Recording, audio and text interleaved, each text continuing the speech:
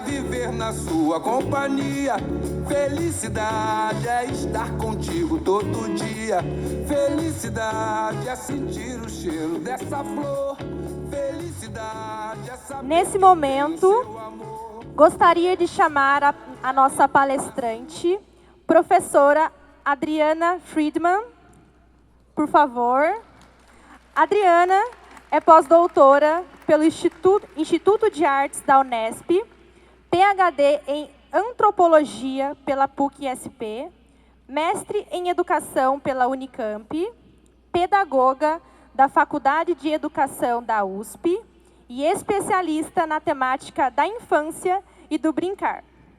Cofundadora da Aliança pela Infância, Adriana é palestrante nacional e internacional e consultora de várias fundações nacionais e internacionais que atuam na área da infância. É autora de vários livros sobre o brincar, a infância, dinâmicas criativas e formação de educadores. Seja muito bem-vinda. Obrigada. Bom dia. É ruim estar aqui sozinha, mas olha só, eu venho de São Paulo, estou chegando, cheguei há uma meia hora, e eu sei que vocês estão aqui desde as 8h30 da manhã.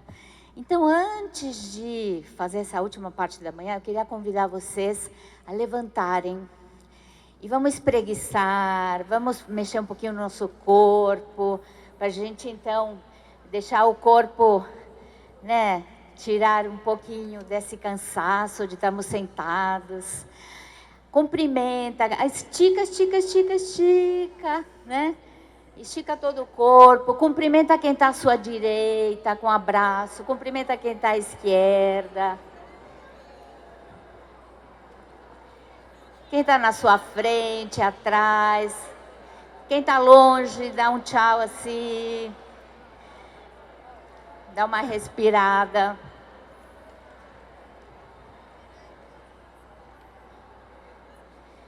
Isso aí, muito bem. Acho que agora a gente aguenta até a hora do almoço mais um pouquinho. Vamos sentar. Bom dia, agora sim. Eu queria muito agradecer esse convite, a FLUP, na pessoa da Silvia, a Diva querida, algumas pessoas aqui que eu conheço. Obrigada. A Rita, querida Rita. E hoje eu quero compartilhar com vocês, eu vou trazer agora, nesse tempinho que eu tenho de fala, as crianças para frente desse palco. Vamos trazer as crianças, que afinal é delas que se trata, né? São várias camadas, né? É a secretaria, são os diretores, os secretários, coordenadores, supervisores, os professores, toda a equipe da escola. É incrível porque as crianças não fazem ideia de tudo que a gente faz por elas e para elas, né? Vocês sabem que eu quero contar rapidamente, fora o meu currículo, eu comecei nos anos 80 como professora de educação infantil, com crianças de 3 anos, né? E a minha primeira inquietação lá atrás era assim, puxa vida, eu sou dos anos 50. Eu brincava, não existia nem educação infantil. E como é que sempre se brincou e a criança de 3 anos estava ali tentando juntar, sentadinhas, tentando juntar, alinhavar para trabalhar a coordenação motora fina. Então, lá muito jovem, com meus 20 e poucos anos, na faculdade, eu falei, não, tem alguma coisa que não está batendo. Como assim criança nessa idade não está brincando? E a partir daí, além de eu ser professora, e depois eu trabalhei a minha vida inteira, mais de 40 anos com formação, não só ensino superior e não só dentro da escola, mas eu tive uma grande escola que foi a educação não formal. Eu trabalhei muito e trabalho muito com educadores de comunidades, de ONGs, de centros socioculturais, professores, educadores, enfim, gestores. E ali comecei um pouco, um pezinho na formação e na pesquisa e um pezinho no ativismo. Então, aprendi muito também com quem não tinha um currículo formal a ser seguido, como vocês têm. Porque ali as crianças tinham tempo de brincar, tinham espaço, não tinha esse relógio e essa pressão que cada vez é mais prematura, né? Porque os bebezinhos agora chegam nas creches e com meses já tem aí um calendário, uma agenda, dessa hora vai acontecer isso, vai acontecer aquilo. Então isso me mobilizou profundamente lá atrás para um trabalho de ir atrás de mobilizar as pessoas a resgatar as brincadeiras tradicionais, populares, espontâneas, e aí começaram várias pesquisas e vários processos formativos, né? Eu sempre acreditei, na minha experiência aí com formação, que a gente pode saber muito, tem muitas teorias, hoje tem muito material, tem uma legislação imensa, talvez o Brasil seja, a Rita pode corroborar depois, um dos países que tem mais leis, mas isso está ali. E vida real, vocês no chão da escola, o cotidiano é diferente. E a gente tem uma série de obrigações, mas as crianças estão clamando, estão se colocando, estão se manifestando. Então, quando eu venho um pouco falar aqui da vez e da voz das crianças, eu não venho falar para dizer que nós precisamos dar voz às crianças, porque as crianças têm voz. As crianças são atores sociais, as crianças são autoras das suas vidas, as crianças são protagonistas, vocês sabem melhor do que ninguém, e o tempo inteiro estão se colocando. Então, assim, antes de mais nada, eu quero pedir licença, indiretamente, às crianças, nos darem licença para adentrar um pouquinho os seus mundos, que é o que eu vou tentar fazer hoje aqui, um pouquinho com vocês. Algo muito importante, eu imagino que aqui a grande maioria é formada em pedagogia, magistério já era da nossa época, não tem mais. E é incrível, porque nós somos os profissionais que depois que nos formamos, continuamos a vida inteira procurando nos aprimorar, procurando entender. Quando a gente chega no chão da escola, a gente vê a vida real. Para mim isso foi uma coisa muito forte, porque eu sou pedagoga também, de formação, eu fiz educação depois, mas eu tinha uma questão que sempre me acompanhava e era assim, quem é que de verdade escuta as crianças? Porque quem tem filho, filhas, filhos, mãe e pai, a gente quer educar, a gente quer passar valores, a gente quer que nossos filhos se aprimorem, cheguem lá. A gente, como educador, como professor, somos formados e formadas para orientar o desenvolvimento das crianças, para ensinar, para levar conteúdos. Psicólogo escuta a criança, né? Porque quem tem a chance de estar ali com o psicólogo, ele é orientado a escutar crianças. Mas eu percebia que muita coisa estava passando e eu acho que continua passando muito rápido sob nossos olhos e a gente não está atento. Escutar vem da palavra auscultar, como o médico faz. Quando o médico olha um paciente, ele ausculta e ele faz uma anamnese, ele quer entender o que você está sentindo, aonde está doendo, o que está acontecendo. Um pouquinho para fazer uma metáfora, eu fui procurar e eu me deparei, eu entendi ali nos anos 80, 90, que a pedagogia sozinha não dá conta de compreendermos as crianças e as infâncias. Que a psicologia sozinha não dá conta, embora venha do final do século XIX. E aí vem a medicina, que a medicina e a psicologia têm referências à criança ideal, o que é certo e o que é errado. E a gente se pauta. Nossa, se essa criança não falou em tal idade, tem algum problema. Se essa criança demorou para andar, estou preocupada, vamos ver o que tem. Se essa criança está muito agitada, vamos encaminhar. E aí eu me deparo com uma área de conhecimento que acho muito importante a gente entender que somos tão complexos como seres humanos que nenhuma ciência sozinha dá conta da nossa complexidade. E aí aparece na minha trajetória as ciências sociais, a sociologia e a antropologia, que são ciências que estudam os grupos humanos. Quando você pensa, a sociologia estuda o macro dos grupos E a antropologia, o que ela vai fazer? Ela vai para o território do outro e quer compreender quais são suas linguagens, quais são seus costumes, suas culturas. E aí, nos anos 80, surge dentro das ciências sociais um interesse pelas crianças e por suas infâncias. E aqui uma coisa que eu aprendi e que eu quero trocar com vocês é que a gente está num momento em que não podemos mais falar da criança, mas nós temos que falar no plural, as crianças e as infâncias. E aqui entra um tema muito importante, e aqui vocês que vêm de vários municípios e várias regiões, é o tema da diversidade. Não há uma criança que seja igual, nem num grupo, nem numa escola, nem numa rede, nem num município, nem num país como é o nosso.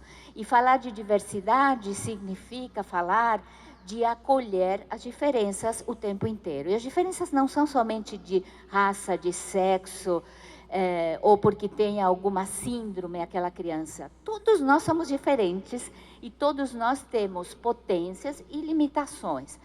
E aí eu comecei, então, a me aprofundar nessa questão, e uma coisa muito importante que eu fui descobrir também, que eu quero compartilhar com vocês, sabe aquela pergunta, até que idade vai a infância? Depende do local, depende da vida da criança. Muitas vezes a infância acaba com 5 anos, porque a criança tem que trabalhar, ou porque a criança é tão pressionada a ter muitas atividades que não vive sua infância. Mas, às vezes, dependendo do local, a infância vai até 20, 30 anos, né? Não se superou um processo, não continuou o desenvolvimento.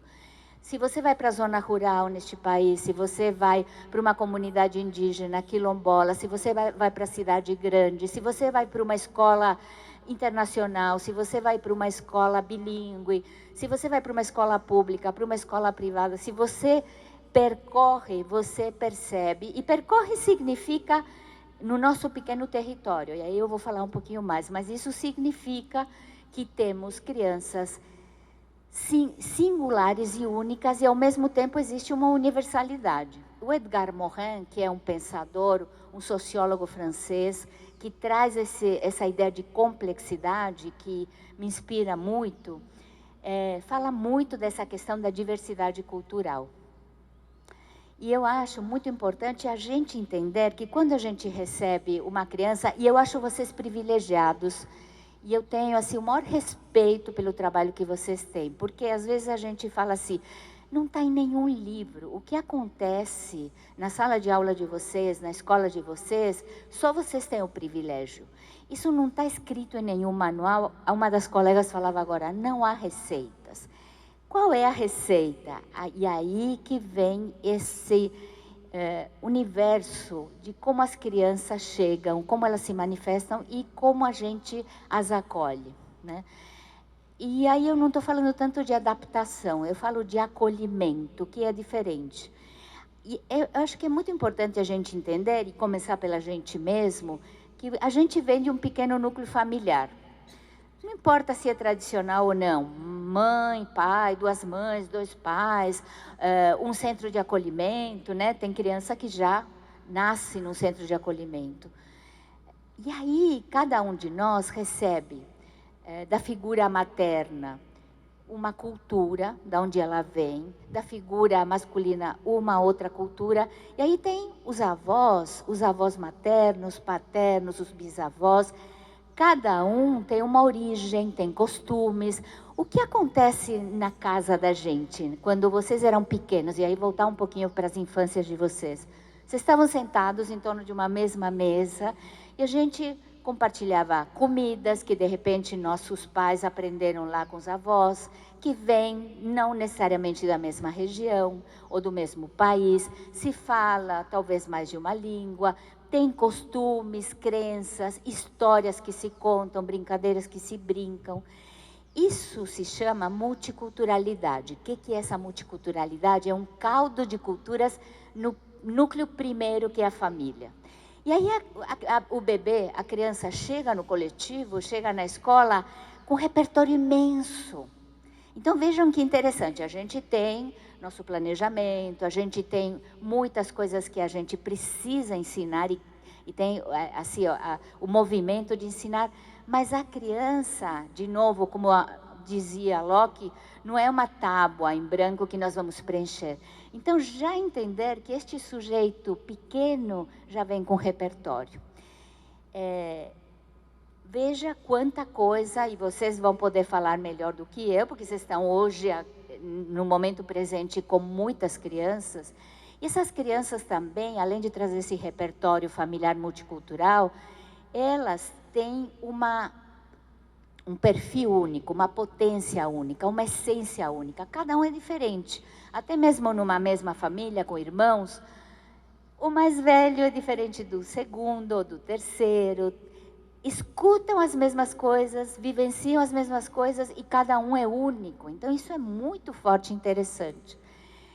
E, ao mesmo tempo, as crianças têm, já aparecendo na infância, na idade com as quais vocês trabalham, indícios que dizem de quais são as linguagens nas quais eles fluem melhor. Quando eu estou falando de linguagem, eu não estou falando da linguagem verbal somente. Porque quando a gente recebe a criança pequenininha, como ela vai se manifestar? Como ela se manifesta? Como ela se expressa? Primeiro, através da brincadeira, né? O brincar é a primeira linguagem que a criança, desde que nasce, já é da natureza do ser humano, nos ensina Goethe, o impulso lúdico que é fundamental. Mas tem criança que é muito corporal, então ela se expressa muito com o corpo.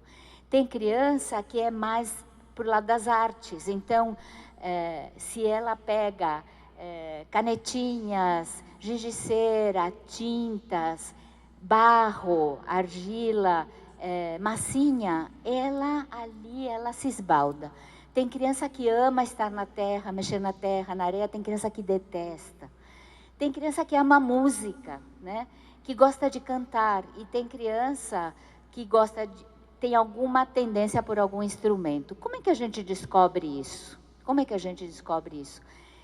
Primeiro, e aí eu dou um passinho para trás, porque eu estou falando das crianças, mas eu entendo, mesmo que aqui eu coloque muitas coisas, eu escrevo muito, então eu também tenho um pouco, bastante material, inclusive, onde eu coloco um pouco essas ideias, mas eu acho que tem algo anterior. Uma coisa é entender na cabeça, né? E eu sei que muitos de vocês devem estar falando, ai meu Deus, como eu vou descobrir isso com o pouco tempo que eu tenho no meu dia a dia, né? Tenho tanta coisa para fazer, porque na verdade o que eu faço aqui é um primeiro convite para a gente olhar para as crianças que estão na escola como crianças, como seres humanos, antes de serem alunos, né? Mas para a gente poder fazer isso, a gente precisa fazer um processo de a gente olhar para a nossa história de infância. Que criança fomos nós? Alguém me escutou? Alguém me acolheu? O que eu sempre quis fazer que eu não pude fazer?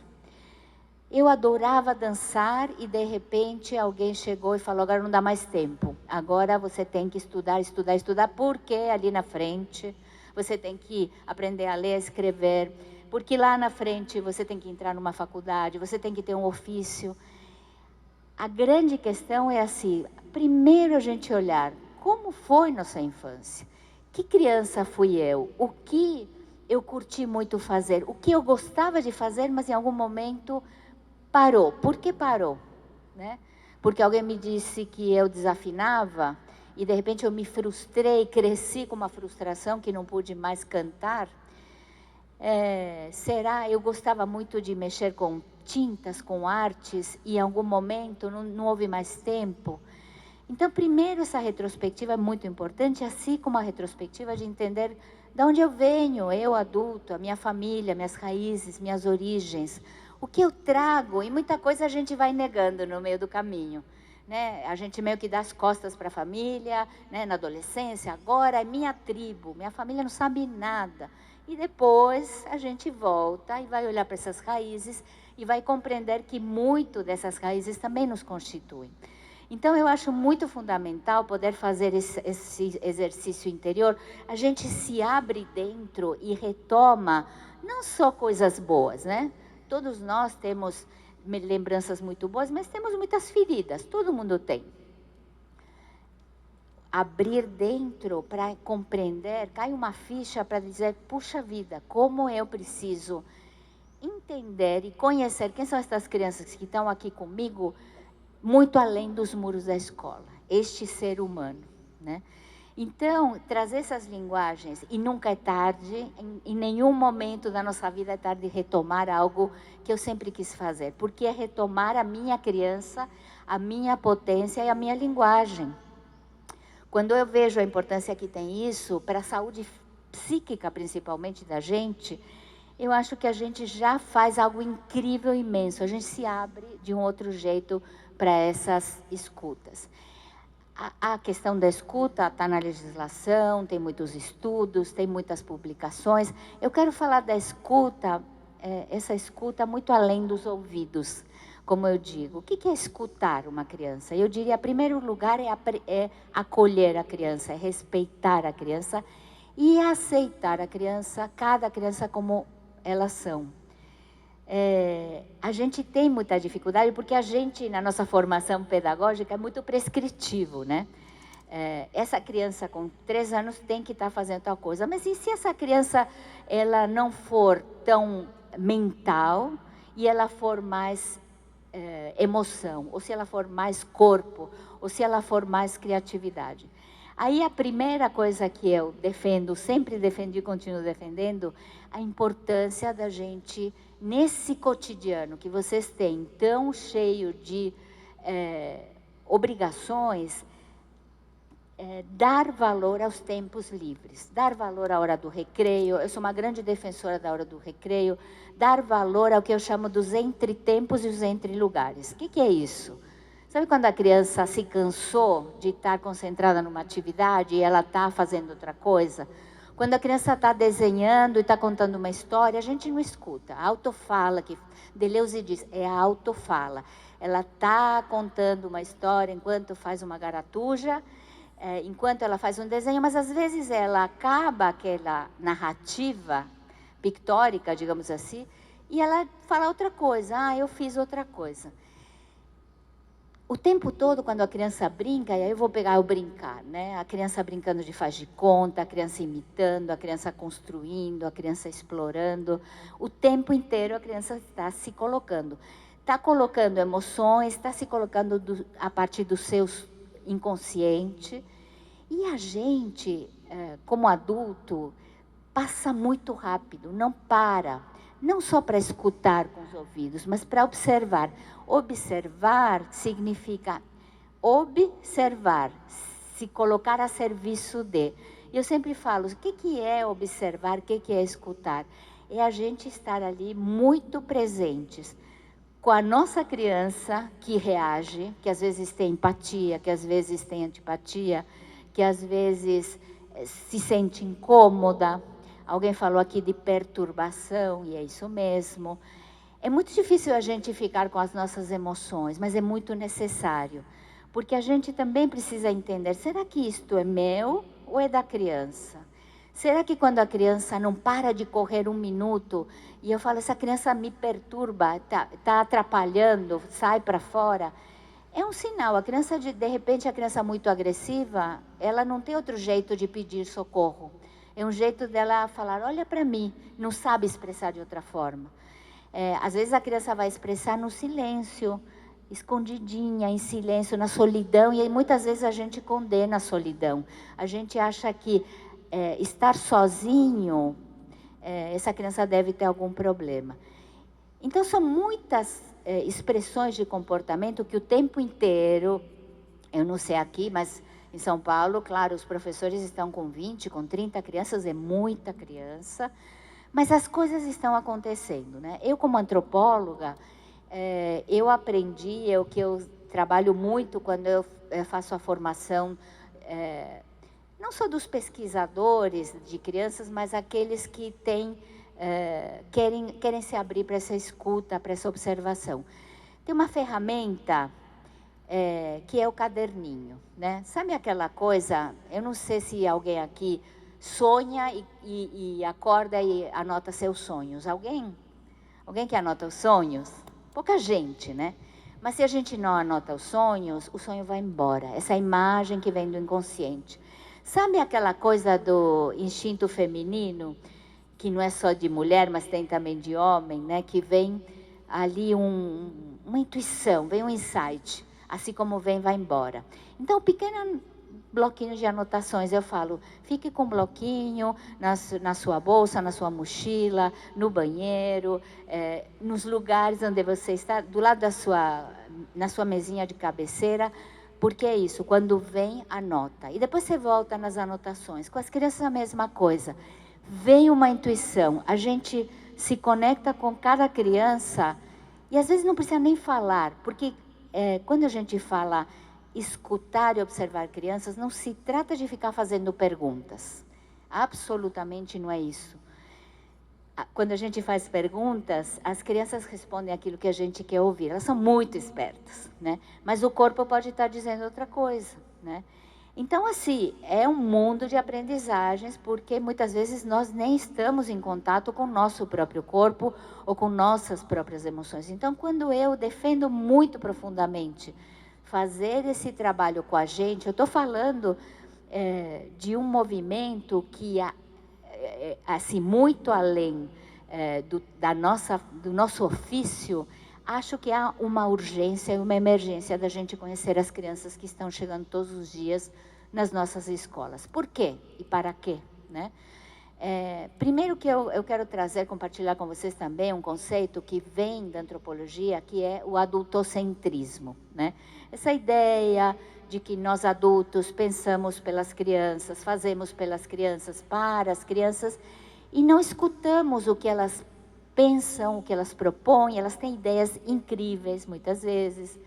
Então, quando a gente começa a olhar para isso, por isso que eu quero trazer a criança para frente do palco. A criança nos diz coisas, e eu vou dar alguns exemplos, né? Eu venho, eu diria, já fazem uns 15 anos, trabalhando com esses processos de pesquisa e processos de escuta de crianças, formando pessoas, e dentro da formação que a gente dá, tem o campo. O que é o campo? É o que o antropólogo faz. Ele vai para o território da criança para fazer esse tipo de observação e de reconhecimento das crianças. Entre parênteses, e conhecimento dessas crianças. Então, vocês dirão, mas eu já sei, eu já conheço, eu trabalho há mais de 10 anos com crianças de 3 anos. Só que cada criança e cada grupo que chega a cada ano é único. Como eu dizia, primeiro que traz um repertório, traz uma bagagem. Que bagagem é essa? Como ela está vendo o mundo? O que ela está vivendo? É tão urgente essa importância de escutar as crianças e conhecê-las, que de um dia para o outro as coisas podem mudar. Algo aconteceu à noite e a gente percebe, né? Quando a criança não dormiu, quando ela apanhou, quando ela chorou, quando ela está exausta. Eu digo a gente, principalmente vocês que estão com as crianças, está evidente. E muitas vezes, não, mas eu tenho hora, eu tenho que fazer, eu preciso, porque sim, tem um currículo a ser cumprido. Então, como fazer dialogar esse papel de professor, de educador, com esse outro papel que eu acho muito importante de pesquisador das crianças?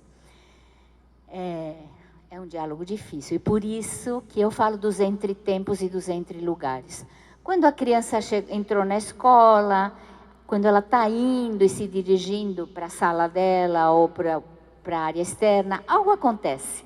Ela observa coisas. Quando ela está no banheiro, ela conversa. Quando ela está no lanche, as conversinhas entre elas. Quando ela tem essa fala sozinha, quando ela brinca, quando ela constrói, quando ela monta, quando ela está reproduzindo e tentando entender situações de vida, que às vezes a gente não sabe se ela assistiu na televisão ou se ela viveu isso com a família dela. O tempo inteiro a criança está falando. E a pergunta que vem sempre assim, mas para que escutar as crianças? porque é difícil, né? Porque o que a gente vai fazer com o que a gente escuta? A gente tem feito vários processos de escuta em territórios diferentes. O que eu chamo de território? Porque na antropologia a gente usa muito essa palavra. O território é a casa, é a escola, é o bairro, é a comunidade, é o museu, é o centro cultural, enfim, o centro esportivo, é o pronto atendimento. Isso é território. A gente pode ir para qualquer território onde houver crianças e a gente vai sempre se a gente silenciar, se a gente se conectar, que eu acho que é o mais difícil, perceber que vem gestos, movimentos, falas. A gente pode ali identificar tendências, interesses, potências, um perfil de personalidade. Não precisa ser psicólogo. Eu tenho certeza que quando cada um de vocês aqui escolheu trabalhar com o que trabalha, sabia que não ia ser fácil. Não é fácil lidar com o ser humano e é uma escolha, né? Hoje em dia, antigamente não podia escolher a medicina, magistério, direito. Hoje, quem escolhe sabe que tem um compromisso com o ser humano, né? Com os seres humanos. E aí eu quero falar um pouquinho, porque daqui a pouco eu queria dialogar com vocês. Sim, eu quero muito dialogar com vocês, mas eu queria falar de um outro ponto delicado, que é o tema da ética. Hoje nós temos aí, então, várias linhas e propostas pedagógicas, educacionais, registro é um grande tema, né? O portfólio, algumas inspirações, por exemplo, Amy Pickler, né? Então, o que Amy Pickler, 100 anos atrás, fazia com crianças em orfanatos? Ela nos inspirou tanto que até hoje chega até nós, né? Reggio Emília, e por aí vai. Mas, a bem da verdade, eu acho que a gente vive a provocação de entender quem são as crianças que estão comigo e usar muito da intuição de vocês. De repente, não está cabendo aquilo que eu planejei, porque eu escutei algo. Sei lá, a criança traz muito, né? A criança traz temas, e aí eu vou contar um pouquinho o que a gente tem pesquisado. Temas difíceis, né? Violência doméstica, violência comunitária, muitos medos. A criança hoje traz o tema e a dependência das telas. A criança traz saudades dos pais, porque os pais se separaram, porque o pai está preso, ou porque morreu. A criança vai elaborando, mas eu acho que nos cabe ajudá-la a elaborar tudo isso. E às vezes a criança não fala, porque dependendo do temperamento, elas não falam, né? Ou, como eu estava dizendo, falam se retraindo, ou têm muitas vezes atitudes muito agressivas. E aí, quando eu falo de ética, do que eu estou falando? Eu estou falando de algo que eu acho muito delicado dentro da escola. Nós todos, sempre, a vida inteira, fizemos relatórios, né? Eu tive uma vez uma aluna, uma professora, que disse: puxa vida, que estranho eu escrever sobre as crianças e daqui 20 anos elas olharem o que eu escrevi sobre elas. Eu, professora, neste momento, te vi assim. Mas, de repente, e aí isso é muito interessante, quando somos duas pessoas que observamos as mesmas crianças, vamos ver coisas diferentes. E não é que uma esteja certa ou errada. Eu tenho uma percepção porque eu sou de um jeito, você tem outra porque você é de outro jeito. O que está acontecendo com esta criança? Sempre está acontecendo alguma coisa, né, gente? Às vezes a criança fala: nossa, ele é um anjo, mas ali dentro podem estar acontecendo uma mistura de emoções que a gente desconhece. Então, quando eu falo de ética, eu também estou falando de pedir licença à criança. Pedir licença para a criança, não pedir somente licença para os pais no início do ano, quando a escola diz: olha, nós vamos tirar fotos, nós vamos filmar, tudo bem, vocês autorizam? E as crianças? Será que a gente pede licença? A gente fala de pedir consentimento à criança, dizer: olha só, em vez de eu escolher seus desenhos, suas pinturas para uma exposição, vamos escolher junto? Tudo bem eu tirar foto? E às vezes não está tudo bem. Às vezes a criança não gosta. E aí só a gente se colocar no lugar e a gente de novo se remeter a que nós também fomos crianças. E às vezes a gente não gostava.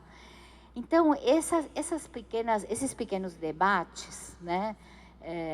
A foto, o vídeo, lá no trabalho de formação que a gente faz, tem uma experiência de vamos observar primeiro uma criança. O que é observar a criança? Eu tenho sempre o impulso de corrigir, intervir, dizer que isso não está certo. O que é certo e o que é errado? Porque cada um é um mundo, né? Então, eu estou trazendo questões complexas, e são complexas no dia a dia, mas eu considero que são urgentes. Por que são urgentes?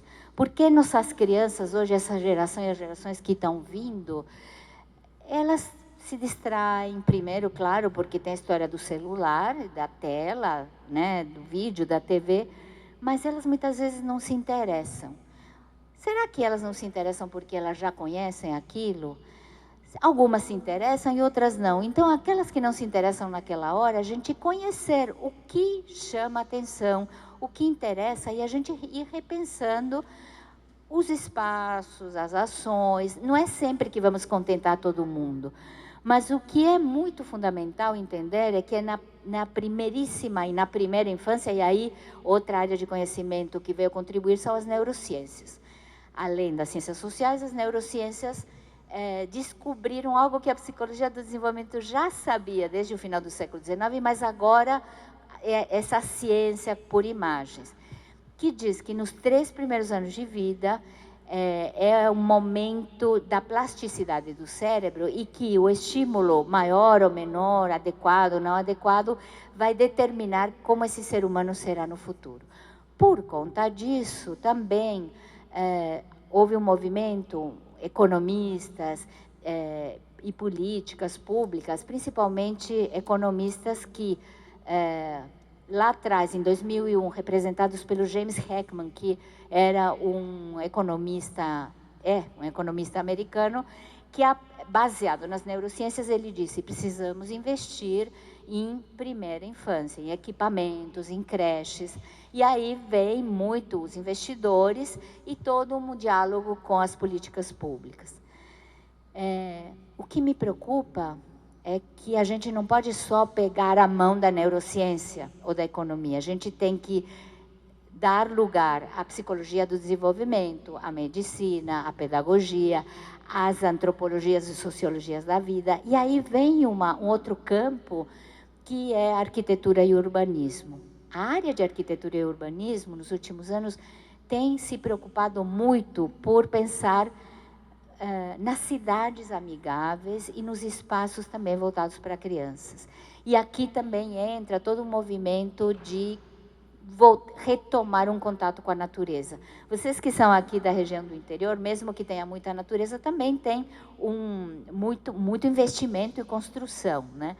O que está acontecendo também, que nossas crianças estão perdendo a oportunidade de ter contato com a natureza, que é absolutamente fundamental. Estes dias está acontecendo em São Paulo, no Sesc Vila Mariana, um grande evento defendendo os parques naturais, quintais. E quintal, sabe o quintal da nossa infância? Quando cada um lembrar o seu quintal, e o quintal pode ser um pedacinho, como era importante. Por que tudo isso é importante? É o espaço de expressão livre de ser criança e de viver a infância. Nós, de alguma forma ou de outra, mesmo que transgredindo, a gente dava um jeito de ter autonomia, liberdade para brincar, ou para correr, ou para contar um segredo para o amigo, ou para um namorico. Tudo isso acontece no tempo livre. A gente não vê, mas muita coisa acontece sem nossa intervenção. Então, eu acho que a gente tem uma tendência na pedagogia de sermos sempre estarmos intervindo, sempre estarmos avaliando. E um pouco desconstruir, porque desconstruir essa questão da gente sempre querer empurrar a criança para um lado e não para o outro, porque a criança precisa ser criança e trazer essa criança que cada uma é. Isso é saúde mental, isso é desenvolvimento, isso vai nos ajudar muito nas nossas ações, nas nossas intervenções. Uma intervenção pode ser preparar um espaço com diversidade, onde a criança, quem trabalha com cantinho sabe disso, onde a criança, cada uma vai escolher aquilo que naquela hora ela tem mais vontade. Então, como equilibrar esse tempo livre? E aí eu falo também do brincar. Vamos ensinar brincadeiras, vamos ensinar repertórios, vamos ensinar músicas, entre o que eu ensino e o que a criança traz, ressignifica, e eu aprendo com ela. Porque as crianças têm saberes incríveis, muitos de vocês sabem disso. O que a gente está fazendo e deixando passar, eu acho muito urgente. Então, tem esse movimento, que alguns chamam de escuta, observação, escuta sensível, é um movimento de dizer, as crianças precisam viver suas infâncias. Se não viverem suas infâncias agora, estará acontecendo daqui a pouco o que já está acontecendo, né? Crianças muito agressivas, reprimidas, revoltadas, sentindo-se injustiçadas, recorrendo lá na adolescência, porque tem que experimentar, né? Então, a bebida, a droga, e às vezes isso se expande, se estende até muito tarde. Quando a gente fala a importância de escutar as crianças, como elas se manifestam, eu acho que é muito mais para a gente pensar nessa geração e humanizar os ambientes dentro das escolas, né? Deixa eu ver, tenho 10 minutinhos. Eu queria também colocar, falando um pouquinho dessa questão da ética também, de vocês, eu vou contar aqui algumas experiências de escuta que a gente tem tido ao longo dos anos. Por um lado, tem os alunos que vêm para os cursos, que eles vão a campo. O que é ir a campo? É passar pela experiência de silenciar, de observar, de estar junto, de pedir licença, de tomar distância muitas vezes, às vezes brincar junto se a criança diz que tudo bem. E depois a gente cria ali um diálogo entre o que as crianças estão trazendo, as nossas impressões e emoções, e o que, claro, sempre dialogando com os pensadores que nos iluminam muito, né? Mas quando a gente vai fazer grandes pesquisas, e aí eu vou contar algumas agora, então eu tenho, por exemplo, alunas que foram... Tem uma aluna que foi olhar para o brincar interrompido. O que acontece quando eu chego e eu falo para a criança, agora acabou o seu tempo, guarda tudo rápido, porque nós vamos para a saída, para o almoço, para outra atividade. Ela foi com lupa, e é disso que se trata, observar o que acontece, que reação a criança tem quando a gente... Às vezes a criança nem escuta, não é? Você fala e a criança continua nesse mundo dela. Mas tudo bem, ela guarda e no dia seguinte ela começa tudo de novo. Porque às vezes ela está organizando um cenário para começar a brincadeira e nem dá tempo de começar a brincadeira, né? Como as crianças criam as amizades? Não é porque a gente senta uma do lado de uma outra. É porque elas, quando têm tempo livre, né, e a gente vai descobrindo isso nas pesquisas, os segredos, os pequenos namoros, coisas que a gente vai chegando perto, elas não querem, elas percebem, então elas se calam. Nós também tínhamos, né? Nossos segredos, nossas intimidades. O que acontece, e às vezes é isso mesmo, quando a criança escolhe um material e ela está mergulhada e compenetrada naquele material. Ela está se expressando. Isso é saúde. Isso é muito bom. Isso é muito importante. Mas também a gente precisa compreender que nem todas sempre vão querer ao mesmo tempo fazer a mesma coisa, né? E aí que está essa arte nossa de educar e de conhecer as crianças. Acho que temos muitos desafios. A gente tem publicado, meus alunos, né, depois que acabam e fazem um trabalho onde eles relatam qual foi a experiência, alguns escutaram sonhos, por exemplo. E eu quero contar aqui uma experiência, até para abrir para a nossa conversa. Tem um psicoterapeuta junguiano, que chama Roberto Gambini, que já há mais de 20 anos começou uma experiência de escutar os sonhos das crianças numa escola particular de São Paulo. Crianças de 3 anos chegavam de manhã, sentavam numa roda e a professora perguntava, Alguém lembra do que sonhou nesta noite? E aí as crianças, eu lembro, e começa a contar uma história. E a outra fala, eu também quero contar, eu também quero contar. E podiam desenhar os sonhos. E aí a pergunta que vinha das professoras é muito real. Será que a criança não está inventando? Pode ser que esteja inventando, mas isso é igual faz de conta, a imaginação e a fantasia. E a criança trazer o inconsciente dela. Pelo sonho, pelo desenho, pela brincadeira. E nessa escola, o que aconteceu depois de 2 anos, eles levantaram um número enorme de sonhos. Eles perceberam que haviam temas do inconsciente, trouxeram esses temas para o currículo. Medos, fantasmas, heróis, enfim. Isso veio para o currículo. Então, algo que não dá para explicar, mas que está ali. E no nosso inconsciente também, né, gente? Quando a gente sonha e traz, a gente sabe. Sonha com alguém conhecido, mas sabe que esse é um espelho do que aquela pessoa representa dentro de mim. Nós temos pesquisas da hora que as crianças estão sentadas para a hora do almoço ou para a hora do lanche. As conversas delas, as escolhas, os gostos delas, né? Agora, recentemente, nós estamos acabando um processo de escuta numa escola em São Paulo e a criança senta e não quer comer.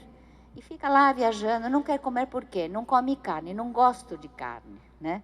Então, assim, quando você vai descobrir se gosta ou não gosta? Come, tem que comer, né? E a gente... Então, são as miudezas, são os pequenos sinais que aparecem, né? Nossa, tem muita pesquisa. Nós acabamos agora uma pesquisa em 5 territórios em São Paulo. Nós fomos para uma escola pública, para uma escola particular, nas diferentes regiões da Grande São Paulo. Fomos para uma tribo Guarani, uma comunidade indígena Guarani. Nós fomos para uma ONG que atende crianças das periferias, que acolhe crianças de regiões muito vulneráveis de São Paulo, e para o Jardim Ângela, a comunidade Horizonte Azul, que é uma das mais conhecidas como as mais violentas. O que nós fomos fazer? Conhecer as crianças entre 6 e 12 anos, conhecer a vida delas. Claro que você chega e você vem de fora, vocês estão dentro, e essa é uma grande vantagem. A gente chega e a gente tem que entender que lugar é esse.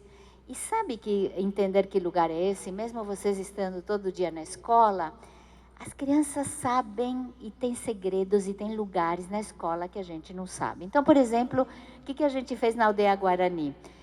A gente poderia ter dado os celulares, as crianças estão muito acostumadas, mas a gente resolveu ir atrás daquelas câmeras polaroides. Sabe aquelas câmeras antigas que a fotinho sai na hora?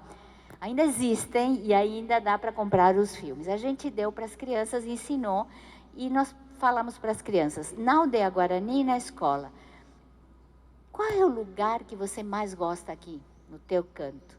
E eu estou falando da comunidade, que é um lugar aberto, mas também em qualquer escola isso já aconteceu. E elas começam, essa é a voz das crianças também, elas tiram fotos de lugares que para elas são especiais, que a gente nem imagina, sabe?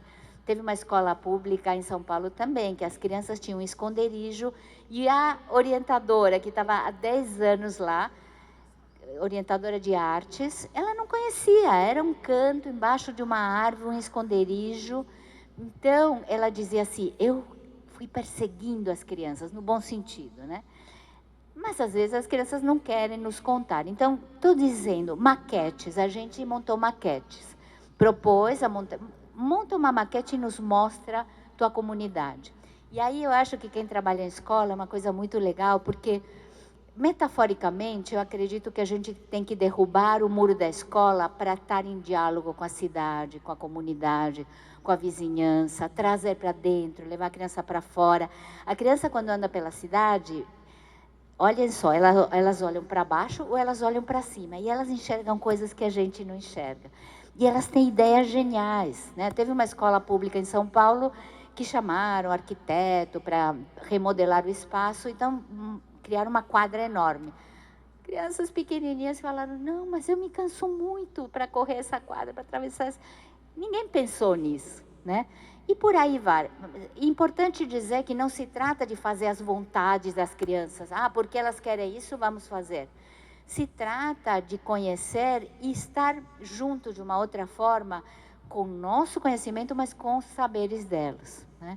Então, eu estou trazendo pequenos exemplos. O que a gente trouxe nessa grande pesquisa que eu contei agora é que, apesar da diversidade de regiões, de realidades socioeconômicas, de diversidade cultural, numa metrópole gigante, que a gente poderia ter escolhido outros territórios, a gente descobriu que tem temas comuns que as crianças trazem. Por exemplo, esse tema da violência surgiu em todos os lugares, de uma forma ou de outra. Por exemplo, o tema das telas. Por exemplo, o tema do namoro, que não era algo que a gente imaginava, né? O que é o namoro para elas? Desde os pequenininhos, né? Todos têm essa experiência, essas primeiras experiências. E tinha temas singulares, é claro. Na comunidade indígena, realmente, assim, tô acabando. Na comunidade indígena, a gente viu coisas chocantes, né? Chocantes de verdade, de uma questão de insalubridade básica, e, ao mesmo tempo, uma perpetuação da cultura, né? A moradia, e as crianças trazendo. As crianças montaram uma maquete e não queriam colocar as casas delas. Tão grave a situação de moradia delas, por exemplo. E, para finalizar, e depois vamos conversar mais, teve uma escola que as crianças escreveram uma carta para os adultos. A carta para os adultos. Um tema que há muitos anos vem, Rita, vem vindo. Olhem o mundo que vocês estão deixando para nós. E não é só pela questão climática, mas as crianças precisam ser escutadas, elas precisam se expressar. Elas se expressam mesmo que a gente não escute, mas eu acho que nós temos que pegar a carona, né, e oferecer esses espaços. Bom, tem o fim da minha fala, e eu queria agradecer, mas agora vamos, né, Silvia, vamos abrir aqui para troca. E agradeço aí por esse tempinho de troca com vocês.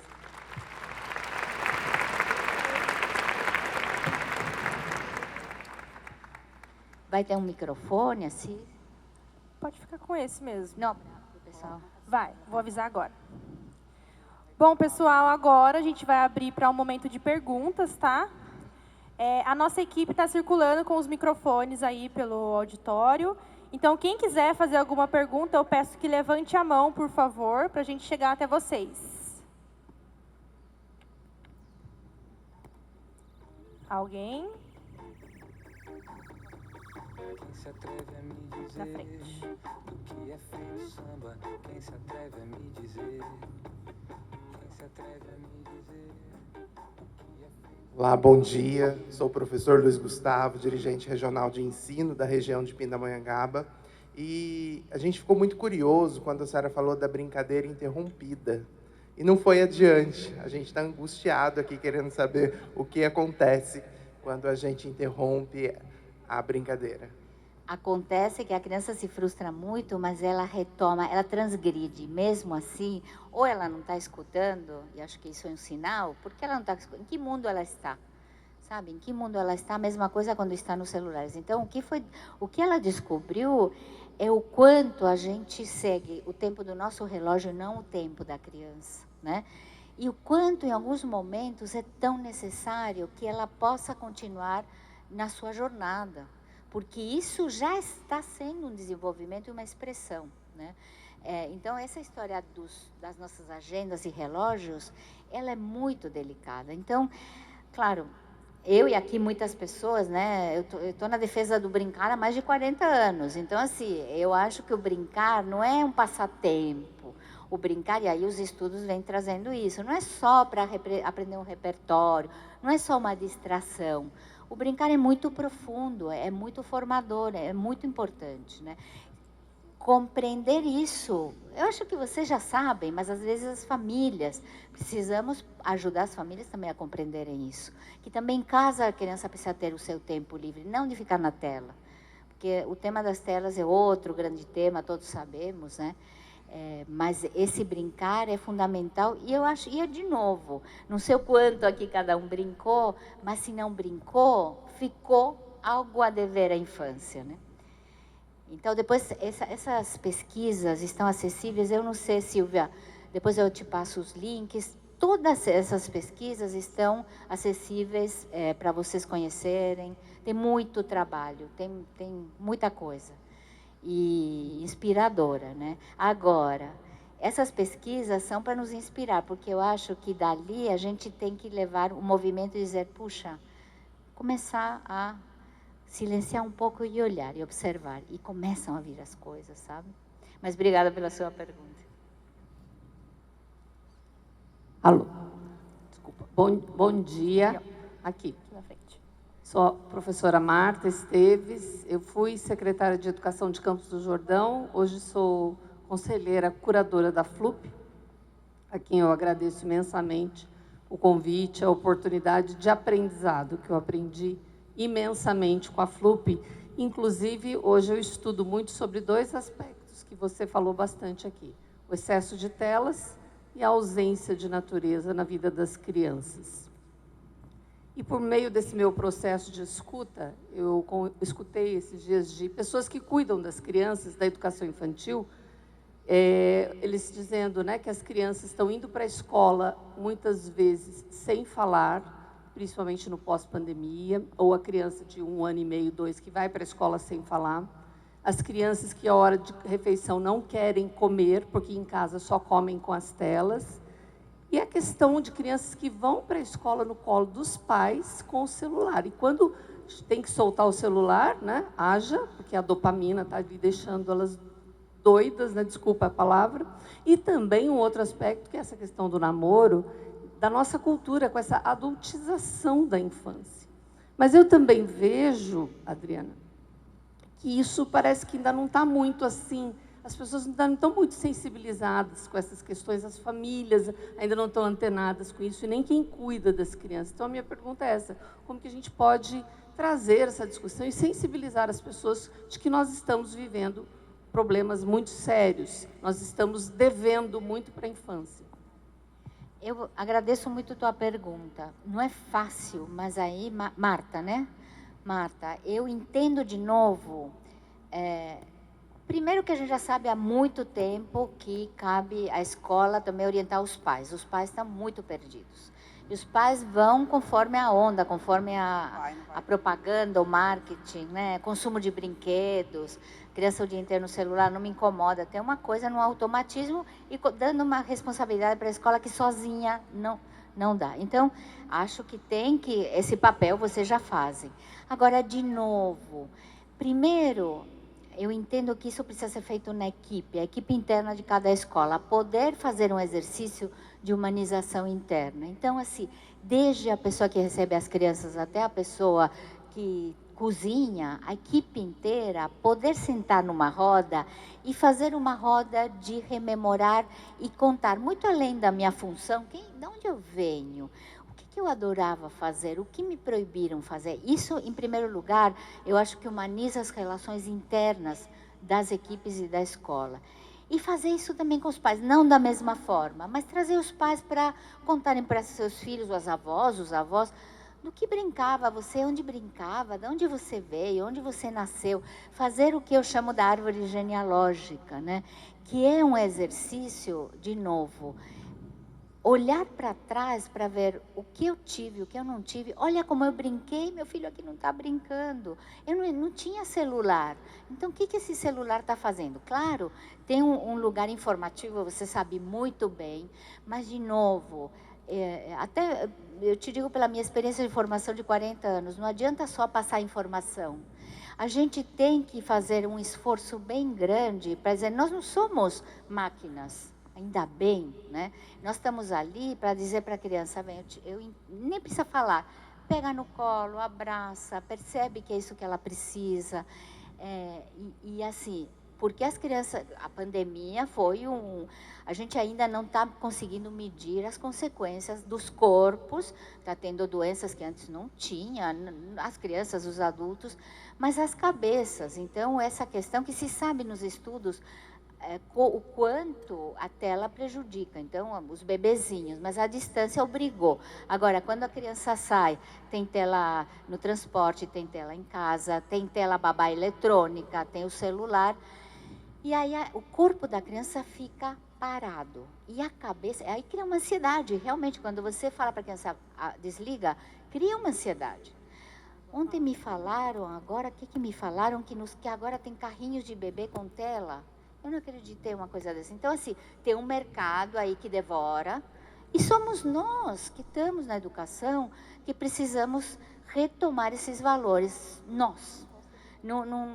Precisamos falar com os pais. Inclusive, esse mercado, contra esse mercado é muito difícil, mas a gente tem que remar contra a maré, porque aonde a gente toca, e aí vem do coração, vem da lembrança, sabe? Vamos devagar na nossa medida, mas para fazer isso, primeiro, eu acho importante fazer na equipe, com a equipe, na escola, olhar para esse lugar. Você volta para um lugar nem sempre fácil, mas aonde você diz, puxa vida, como isso foi importante para mim. Essas crianças precisam viver suas infâncias. É uma geração que vem vindo e é assustador. E eu acho que a pandemia está reverberando ainda muito forte, né? Então, assim, não há fórmula, né, Marta? Não há fórmula. Alguém tem mais uma pergunta? Falar? Som. Oi, aqui atrás, Adriana. Aqui no fundo, aqui, ó. Meu nome é Jonas Nogueira, sou da equipe aí de educadores aqui da rede de Jacareí, que está aqui. Na década de 60, né, Paulo Freire vai fazer um projeto de educação onde se escuta o adulto maduro, né? Então vai trazer essa questão da escuta. Você hoje nos fala da escuta, da ausculta das crianças bem pequenas, inclusive. Então, como trazer isso? E Paulo Freire vai trazer lá a ideia de trazer isso para o currículo, essa escuta para o currículo. Queria ouvir você falar um pouco sobre como trazer essa escuta para o currículo, esse currículo dinâmico, vivo, nas EMEIs, nas creches, enfim. Que hoje nós temos muito o tema das linguagens, né, professor? Então, assim, elas são o caminho de escuta. As linguagens não é só ensinar as diferentes formas de expressão, mas é oferecer e observar. Observar. E assim, a gente tem uma coisa muito pronto, desenhou, vai para a pasta, ou vai para casa. Muitas vezes alguma construção da criança até acaba no lixo. Ali há uma voz, uma representação. Então, o que eu entendo, professor, e pela nossa experiência, o tempo inteiro a criança está produzindo conhecimento. Não só está falando, mas está se mostrando, está brincando, de alguma forma, quando ela tem essa autonomia, né, que é nosso mestre Paulo Freire nos trouxe, ela está, mesmo que a gente não se coloque na escuta, ela está se colocando. Então, nós estamos perdendo, o que eu entendo é que a gente está perdendo a oportunidade de trazer, de compreender essas vozes. Às vezes a gente não vai entender, são questões mais profundas, mas é o desafio de estar ali conectado ali agora. O mais difícil, eu entendo, a gente planeja lá atrás, a gente chega e a gente já está pensando o que tem daqui a pouco. Então, a presença, ficar ali conectado, é o mais complexo. Então, eu entendo que tem as propostas curriculares e elas estão trazendo de uma forma viva. Eu tenho, assim, a minha maior preocupação hoje, eu diria que são com os bebês. Eles estão o tempo inteiro tão dirigidos nos seus processos, nas suas atividades, e o bebê precisa ficar livre, precisa ficar autônomo, precisa descobrir o mundo. Depois vai vendo os limites, né? Mas acho que a gente está indo, indo numa contramão do que é o desenvolvimento, por exemplo, de um bebê. Quando a gente enche o bebê eu vi que acabou. Quando a gente enche o bebê de horários de atividades, né? Então, são debates muito profundos, né? Que não fogem ao que está na base, não fogem ao que está nas propostas. É um repensar a partir daquela população que temos ali, né? De novo, não há fórmulas. Temos que viver isso e trocar, ter coragem e democratizar, né? Eu acho que democratizar o conhecimento o tempo inteiro, porque aqui eu tenho certeza que há muita gente que já faz coisas incríveis, como as colegas mostraram aqui, 3 pessoas mostraram, eu tenho certeza que aqui cada um tem alguma experiência que merece ser compartilhada, sabe? Mas é isso, me falaram que acabou meu tempo e queria muito agradecer, fico à disposição E boa jornada aí no que resta para vocês. Muito obrigada, Adriana. Foi uma honra.